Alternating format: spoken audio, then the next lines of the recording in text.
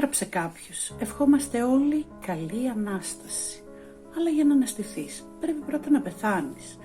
Δεν θα έπρεπε να ευχόμαστε πρώτα καλό ψόφο? Εξαιρετικόν.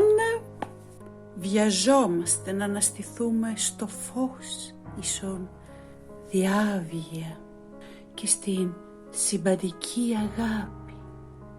Μα πώς, όταν σερνόμαστε σε αυτό τον τάφο που ονομάζουμε ζωή, γατζωνόμαστε ο ένας από τον άλλον σε φιλίες, έρωτες, έχθρες, σε μια απέλπιδα προσπάθεια να διατηρήσουμε την εικόνα με την οποία αυτοπροσδιοριζόμαστε. Και κάτω από την εξουσία ενός δυνάστη ψευδοεαυτού η ψυχή ασφικτιά.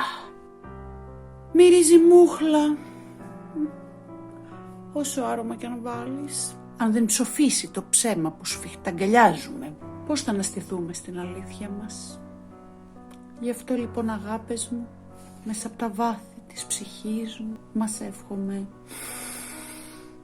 καλό ψόφο.